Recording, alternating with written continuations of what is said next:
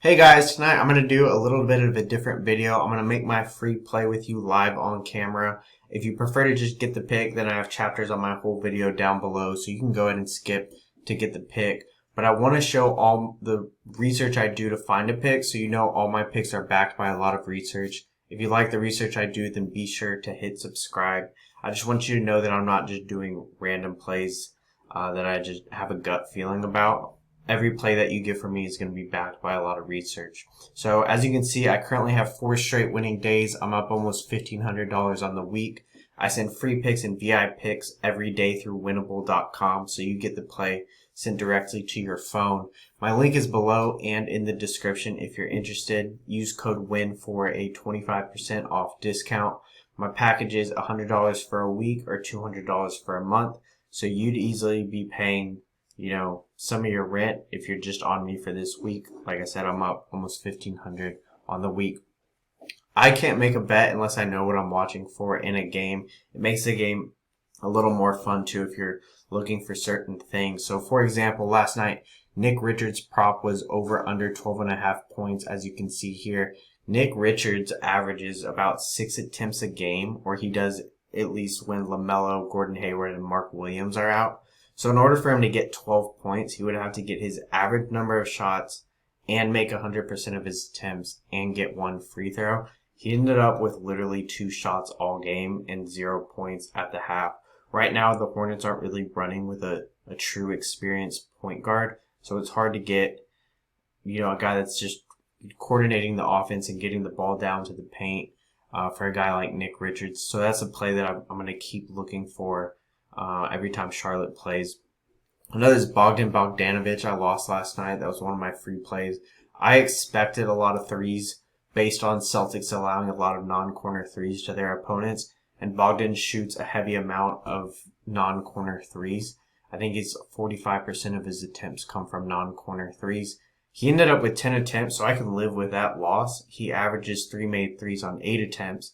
So if you told me Bogdan was going to get 10 attempts that night, like we had predicted he was probably going to get a little more than average, I would take that bet every time. The only thing that really makes me mad is if a guy doesn't get his attempts or minutes because of foul trouble or injury or the coach hated him that day.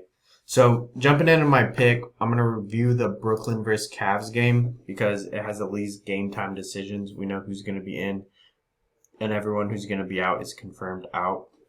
So the way this page works is here's Brooklyn's offense. This is how often they shoot from each of these zones, and then this is how good Cleveland is at preventing other teams from shooting in these zones. This is pretty self-explanatory.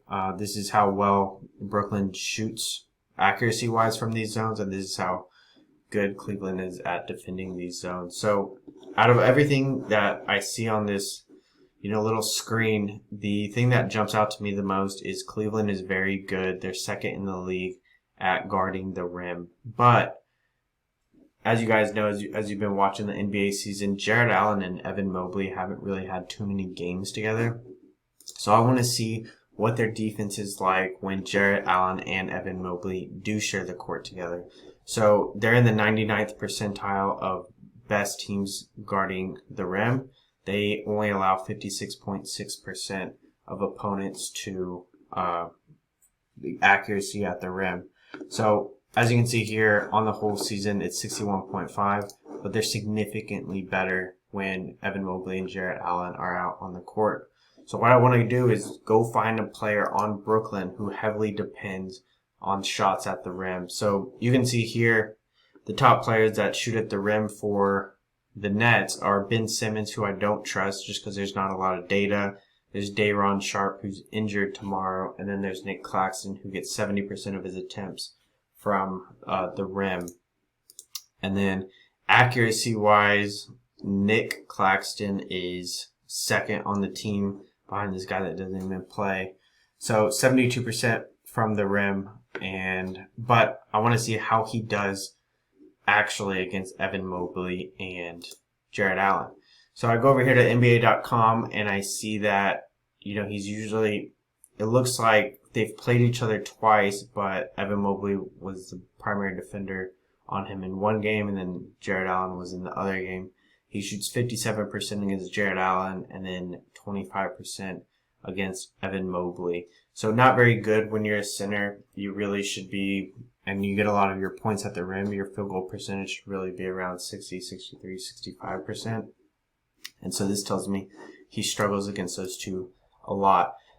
He should actually probably be doing worse because usually Evan Mobley and Jared Allen would be on the court together, like in this scenario. So this was last year. Jared Allen, he shot 57% against Jared Allen and 41% against Evan Mobley, and it looks like they shared a lot of the same time on the court together. So I think he's going to struggle up to now. Let's look at his props page. So his line is set at 13.5 points. He's only covered 13.5 points a third of the time this year, 33%. When he's actually played the Cavs, he's never covered. Going back to last year.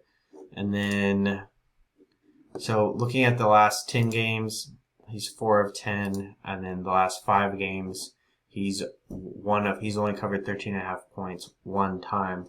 So this part of the screen right here also tells us that when you're playing the Cavs, you should probably bet a lot of unders. They don't allow a lot of points. They don't allow a lot of rebounds. Don't allow a lot of passing. And they're pretty good at guarding the 3-point area. Another thing I'd like to look at is how certain positions do against a team like the Cavs.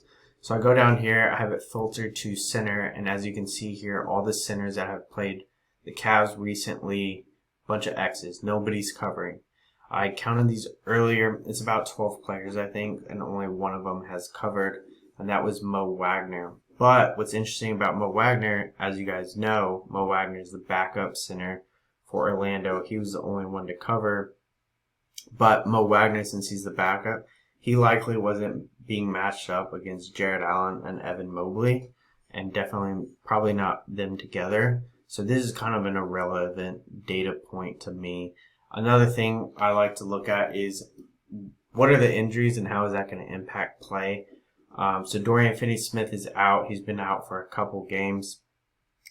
I'm very familiar with Dorian Finney-Smith because I live in Dallas. Dorian used to play for the Mavs, and Dorian's the type of player that he likes to sit in the corner and wait for the corner three.